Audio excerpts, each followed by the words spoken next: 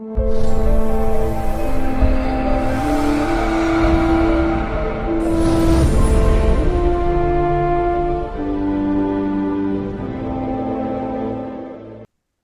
so the title of this talk is The Long View of 2024.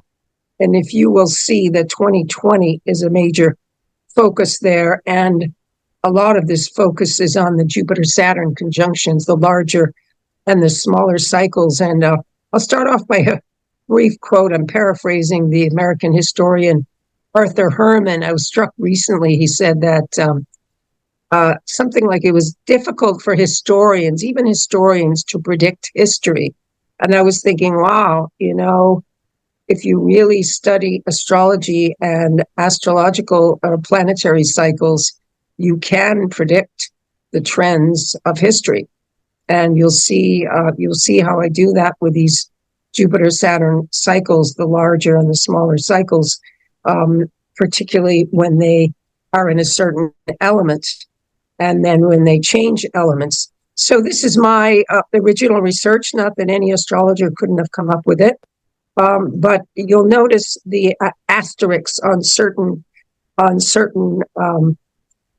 of the conjunctions. And what I've done is said that certain conjunctions, that's right, the first one, thank you, the first one in 61 of this core cycle. And I say core because all of the, with one exception, one anomaly in 2000, all of the Jupiter-Saturn conjunctions are in one element. And in 1961, February, it was Vargotama, the first Navamsha of Capricorn, making it very powerful.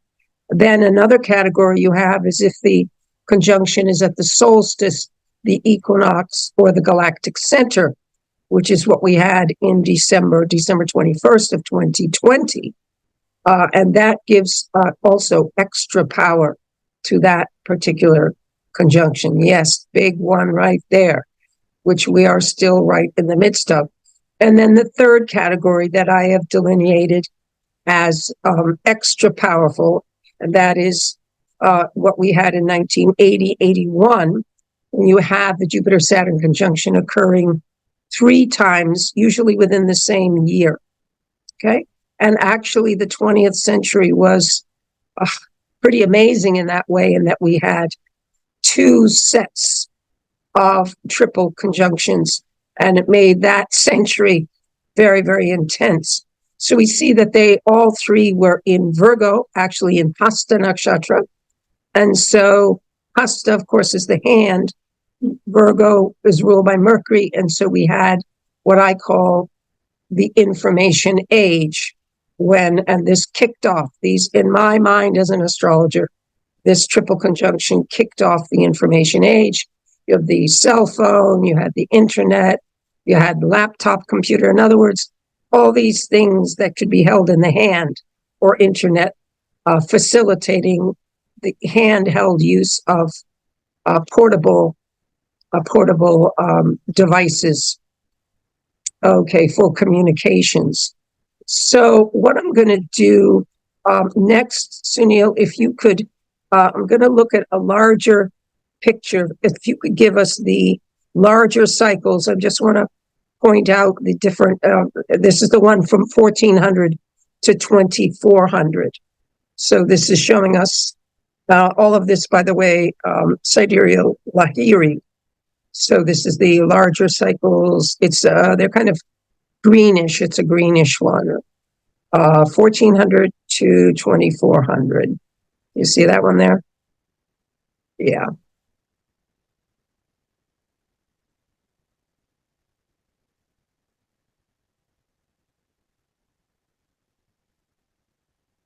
Great. And maybe pull that out. I don't know if you can you see my pointer or no? You can't see it on your screen when I point? No. Yeah, okay, that's off the course. Okay, so these are graphs that this one I made in 2016. Actually, I conceived of it and my gifted webmaster executed it. So I've been using these slides for several years and I hope to include them. In the second volume of In Search of Destiny, by the way, all these themes of larger Jupiter-Saturn cycles are outlined in the first chapter of my book, In Search of Destiny. So you can find that there. And also, my article, The Long View of 2024, is at my website for further details on that. But you see here how the water, fire, earth, air dominant cycles are spread out. They're not exactly the same number of years. Typically, water lasts longer, fire goes quicker. We're in the midst of earth now, and then we're going into air. And then also we see with the red lines and arrows below, you have these, what I call the mutation periods, where you're going to have a little back and forth between different elements before it pretty much sticks to one element, where we have now in earth. So in the water dominant period, you have the strength of, and again, you can see this in my book, In Search of Destiny, where I have annotated timelines and unannotated timelines. So you can, do your own research on that. But in the water period, we have themes that can bring strength and growth to religion. Empires and monarchies are defined by their religious association. They're closely intertwined. Even royal houses are intertwined through bloodlines, but religion must unite them. Remember, this is when we had sea voyages that were undertaken for the glory of the monarchy, but also in most cases to expand Christendom or Islam. So that was water voyages. And then in the fire dominant period, and we see, of course, Jupiter and Saturn are always figured in here, are playing huge roles, because Jupiter is going to be better in water or fire. It rules a water sign, Cancer, and a fire sign, Sagittarius. And notice also down below, I see Sunil has very nicely put a box around the triple conjunctions. And there you can see, I don't know if you can pull that up a little bit, but I think you've got the whole thing there. Yeah, the latest one out, I think I put, was the one. No, I guess if you do that, then yeah. Okay, good. Yeah, the latest one out is in the 2200s. And so you can see how pivotal those ones were in 4041 and 8081. They just drummed home the point of, in the one case, the invention of more and more powerful weapons, and also more and more powerful information tools. So in the fire dominant period, what we're going to always see is that Jupiter is doing very well in fire and water. This was the nation state building period par excellence. In fact, when we show, I'm going to show in a minute, the fire 4 period, and you'll see what happened at the beginning of that. But this truly was yes, you still have the prominence of religion, but you have the overtly nationalistic aspirations and very patriotic. The fires of national pride were afoot, you pitting nationalistic interests and aspirations against each other, and lighting the fires of national pride, right? And so this was a pivotal period for many nations of the world, certainly the U.S., France, I think 16, 18 nations in South and Central America came into being, and that was, of course, the colonial empires were being broken apart. So that was a major theme of the fire period. And then you move into the earth period, and you have material security and the ability to for trade and technology and exchange exchange through trade, providing solutions to problems. I mean, it's just amazing how, I mean, things in water, the water period, everything took so long to gestate, whereas in the earth dominant period, you had the ability to, you had a car, I think invented, the first one, I believe, was in like 1885. But the moment the earth period started to take off, actually, the first earth conjunction in September of 21, you suddenly had the ability to mass produce cars. So you had very quickly this amazing technological development, which had the particular characteristics of fire into earth, and then the earth period taking over. So if we could bring that down. Yes. Right. Let us go back to the, if we may, I want to show the water. Let me show the water and then the fire core periods. Let's start with the water core period, because I want to get to making my point around why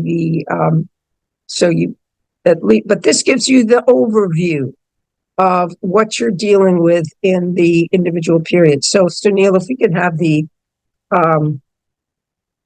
water period, the core water, and that's, you'll see it's very strong blue colors.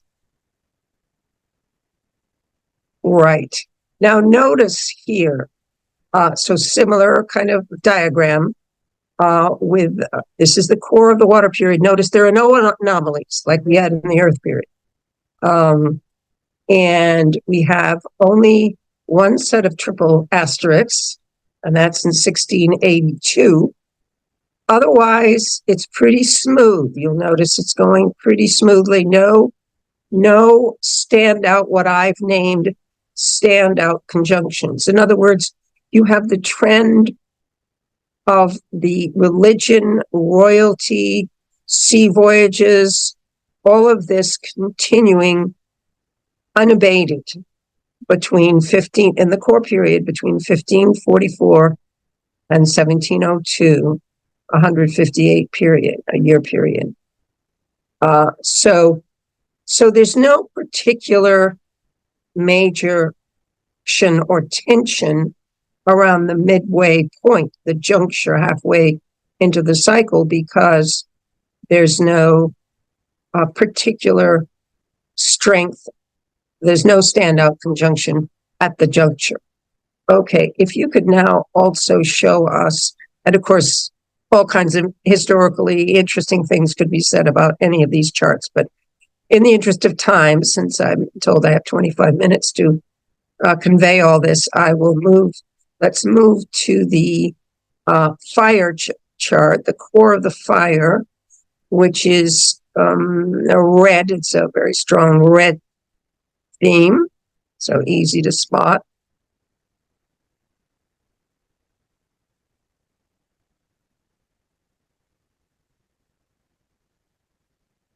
Okay, great.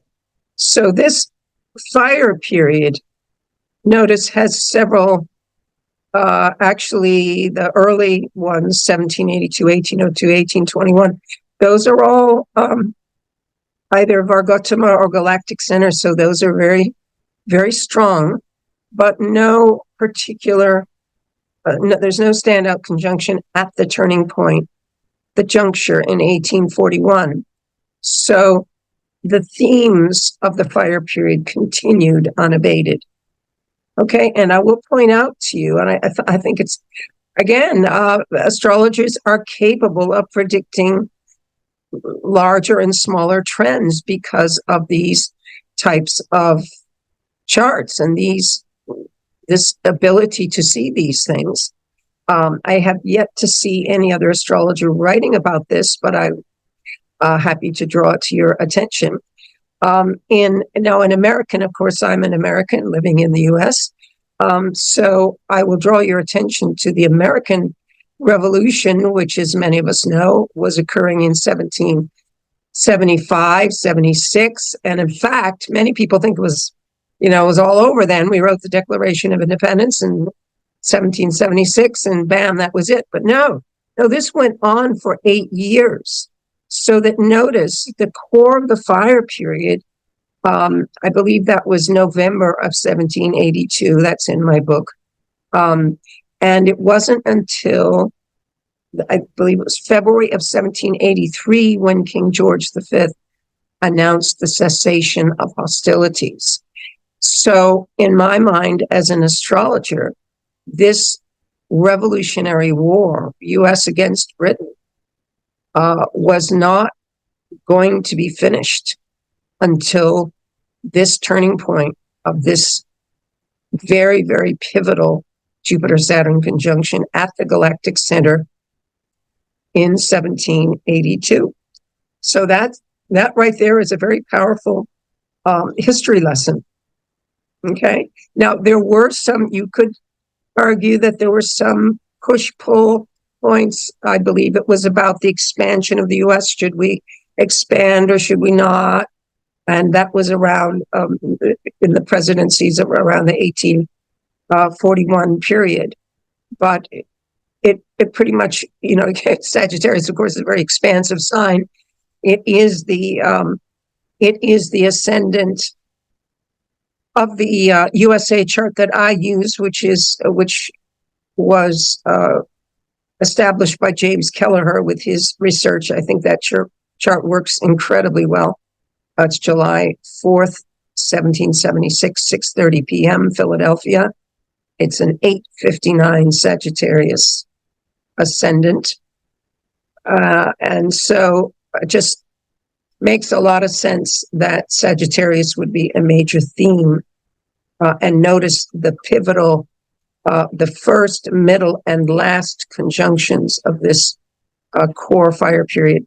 They're all in Sagittarius. Okay, Sunil, if you give us now, we'll go back to the Earth core period and focus on that.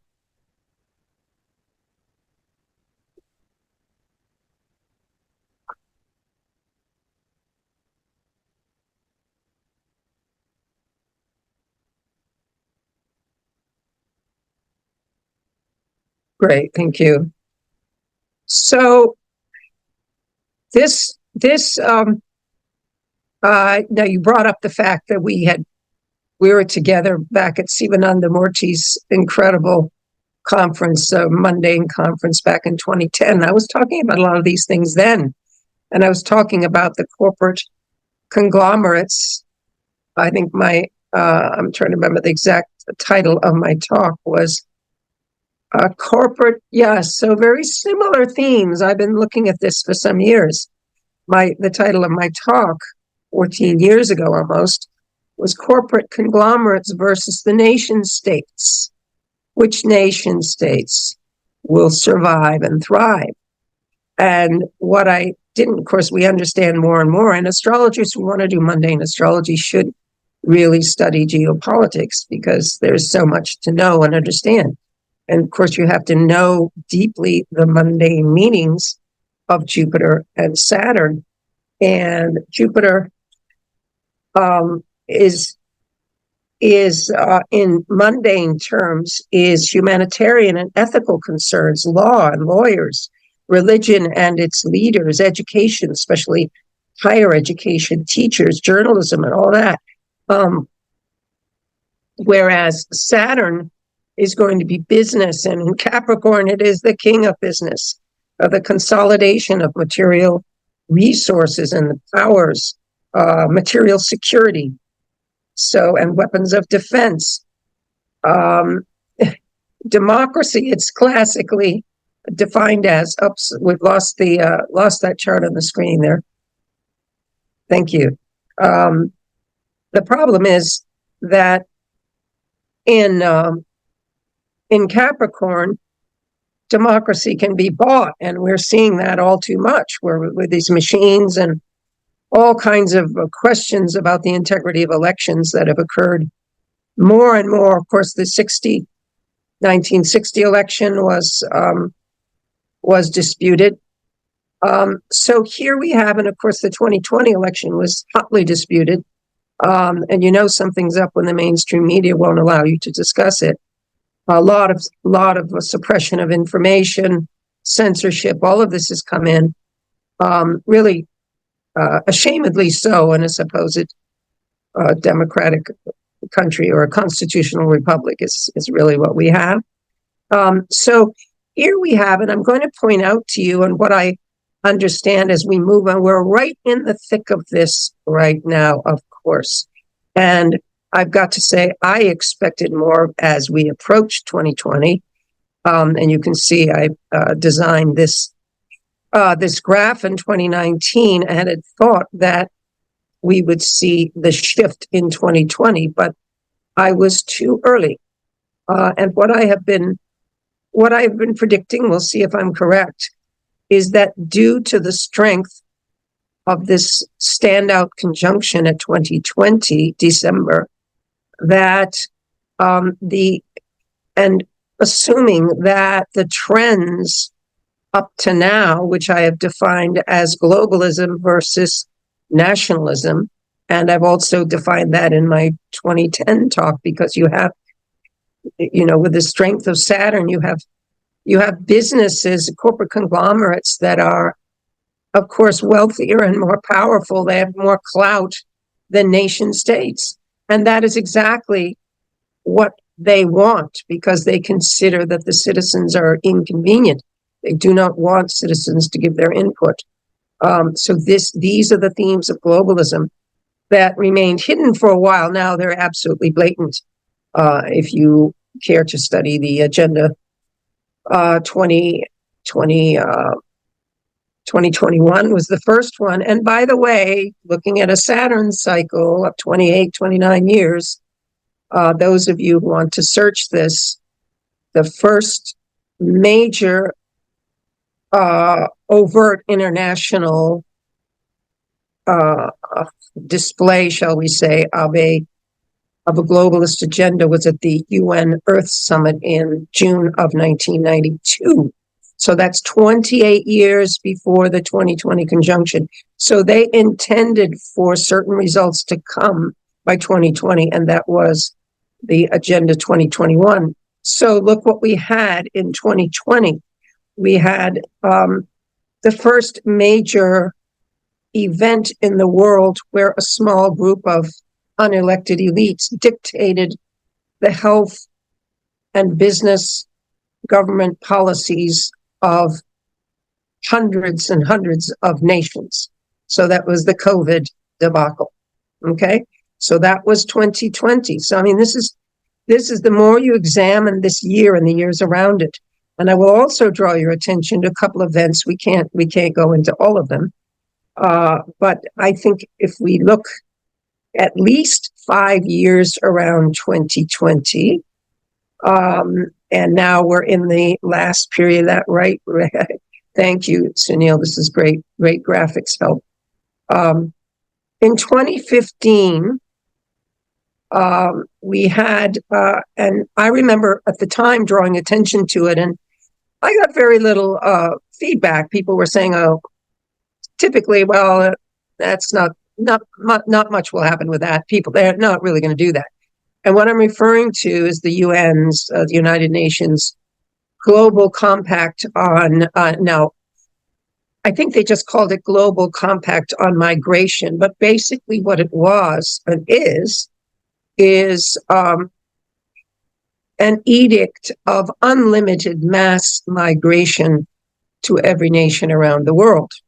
And this was established in 2015 and signed by many nations, believe it or not, in 2018. Donald Trump did not sign it. But when he lost, in quotes, the election of 2020, Biden very quickly signed it. Biden is a globalist, and the Democrats largely are globalists. And many of those inside the U.S. who happen to be either Democrats or Republicans, who are fine with pushing jobs and opportunities outside of the United States, as long as they make good money, it doesn't matter. In other words, this is another unfortunate trait of the Earth period, is that anyone can be bought. And we see this with scientists, with doctors, with where we have opinions on very important matters that affect the world. People are being bought off. And the other event, if I were to choose two events in 2015 that epitomized some of the major globalist and anti-globalist, pro-nationalist statements, I would say that Donald Trump's trip down the elevator at Trump Tower with Melania to announce his candidacy for president of the United States. Trump, of course, has been the major leader of the nation states in the West of the U.S. because, and not to sound, U.S. centric, but I think it's no secret that the U.S. is the biggest prize the globalists want, and that's why, and Biden has basically allowed millions and millions. We don't know how many. That's the count has been lost. It's like, who knows, 20, 30 million since the beginning of his regime have flooded into the United States and have been flown in on the taxpayers' dime. So we have a very untenable situation now in the U.S. and a lot of military-age men, a lot of, how should we say, well, mental institutions having released people and also, outright criminals. So we've had an increase in crime and all of that. So we have a very chaotic, potentially very potentially out of control situation. That's all of this centered around the year 2020 and what happened that year in the U.S. election. And so the election of 2024 in the U.S. is historic, because they always say it's historical. This one is historical because if Trump does not win this, and I have projected that he will, Biden has already stepped out as of yesterday. So they will have to cheat in order to win it. And in my opinion, they cheated to win the last one. There's no way they could have won it otherwise. And if a nationalist does not win this election in the U.S., then you basically have the crumbling of the whole U.S. constitutional republic. I mean, it's that dire. It's that dire, and many people recognize that. So, and also you have around the world, and I'll just finish with this comment, and I think we have just a few minutes left for questions, and that is that 2024 is, historically, it's the first year, I think, in history where you have over half the world having elections, including the European Parliament. So, and also it's a solar maximum year. And they speeded it up. They said, oh, actually, it's arriving even earlier than we expected. A lot of it's in 24 and maybe early 25. Yeah, just in time for our election. So, Sunil, I know I've probably run my 25 minutes. So if anybody has any questions on any of this. Any questions, anybody? Please put it in the chat box. Or you can raise your hand, whichever is comfortable.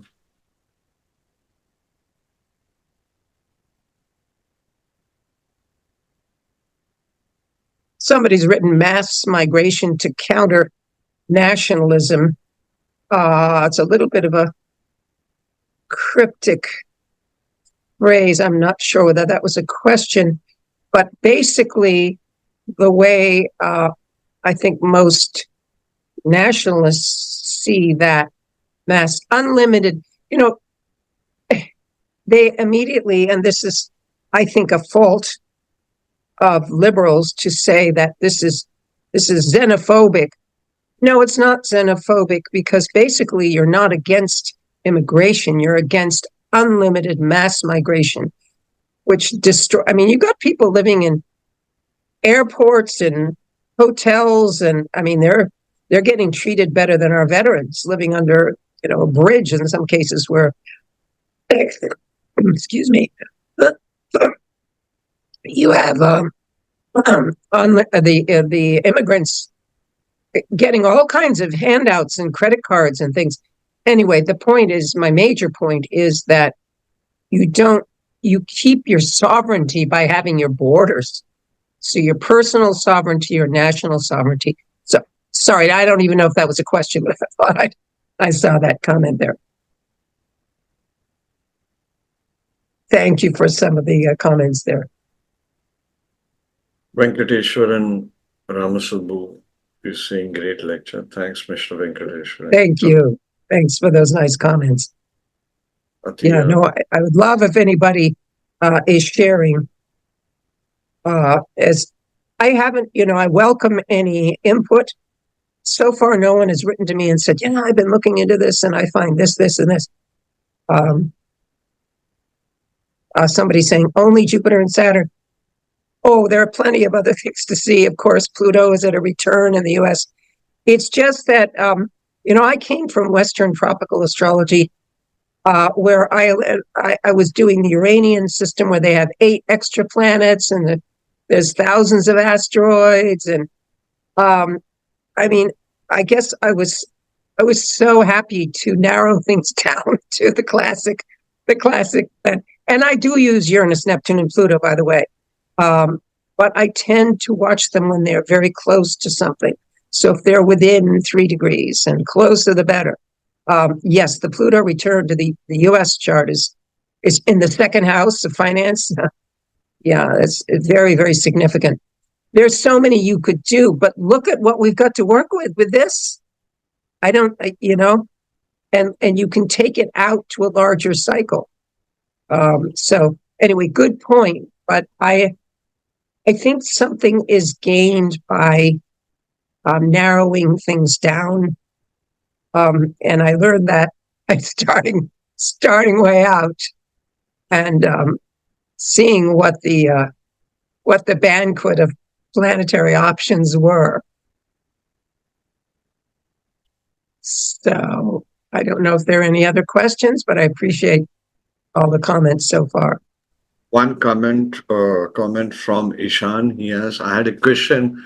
Are we going towards dissolving of global powers in the Pisces phase when we are going from Capricorn to Virgo from 2020 to 2040? Or we are just looking at specific conjunction points and not the linear signs phase?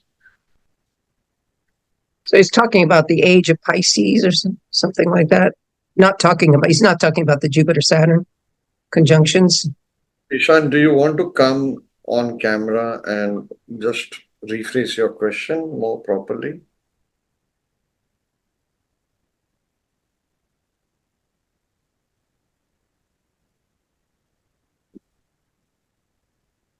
Ishan, what about what's one currency? What will happen?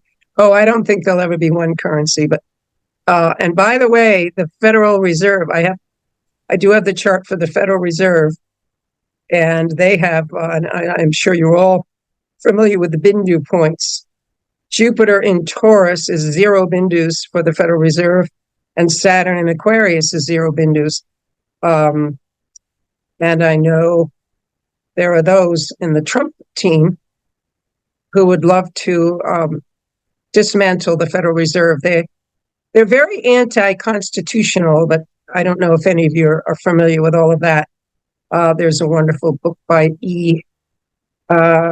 Edward Griffin called The Secret of Jekyll Island, and that tells all about the Federal Reserve and how it has been a globalist entity. There are a lot of globalist entities. One of the major ones came in 1921, 6 weeks before the first Jupiter-Saturn conjunction in Virgo, and that was the Council on Foreign Relations. If any of you are familiar with that. The person who asked that question, I can sort of piece together what he's asking. And I think it's important to see that we're in the midst of the Earth core cycle. And that that's why I pointed out the water and the fire periods, because they just continued unabated with the trends. And if we had no shift, we would continue as well. And back in 2010, I wasn't really studying that yet. I hadn't really, you know, you progressed. So let's put it that way. You develop and you progress. So I started observing that fact. And I began to realize that if you have extreme trends that have gotten out of control, in this case, the globalists, they basically want, it's no secret, they want major depopulation and to control the world. So I would call that a very extreme anti-godlike. I mean, this is where, and much could be said about the Graha Yuddha, the planetary war that is created with Jupiter, Saturn. And this is another factor, by the way, when you had, and this is the power of that Jupiter, Saturn, Vargotama conjunction in 1961, because since then you've had the diminishment of religion and God, certainly in the U.S. schools. I mean, our nation was founded on biblical principles. The whole Constitution, there's more references to the Bible than any other source. The whole study has been done on this. So when people say, oh, why do they have to bring up God? Well, our whole nation was founded on God. So, and I see this coming back, actually.